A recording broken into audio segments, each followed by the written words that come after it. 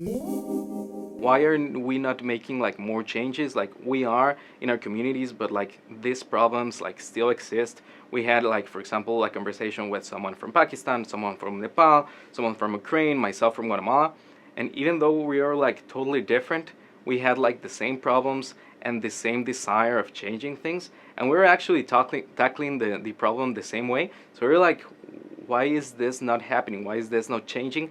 There were a lot of different answers, and for me, I would just invite more young people to be a leader in their communities. Just spread the word, and believe me, you're gonna make a change.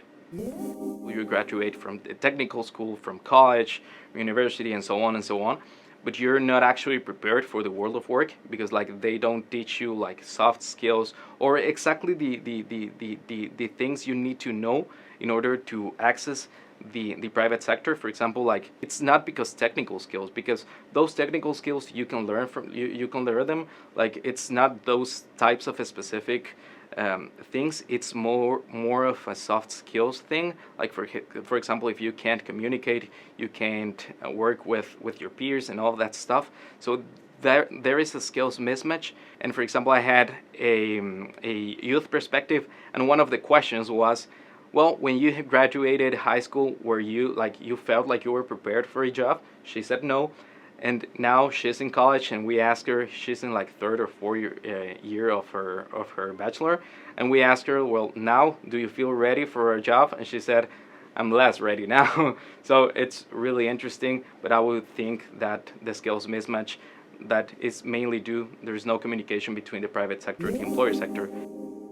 There's so many other like opportunities, like work-based learning, for example, is like the technical word you might say, and that includes, for example, internships, apprenticeships, traineeships. You have, for example, in Guatemala or in Spanish, what we call prácticas profesionales supervisadas, which is a type of internship but more educational one with universities, colleges, and so on and so on. We have also dual education, so there are a lot of opportunities for youth to become involved in all of this. There is a generational gap which makes it difficult for private sector to engage youth. Like we're talking different languages, so the opportunities might be there, but like youth doesn't know how to get them.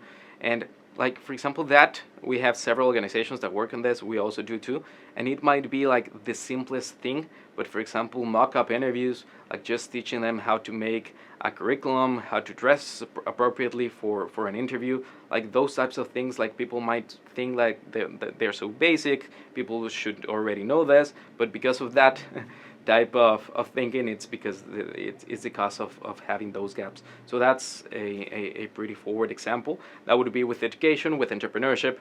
The main thing I would say it's the lack of access to finance to be able to just start their entrepreneurships. Yeah.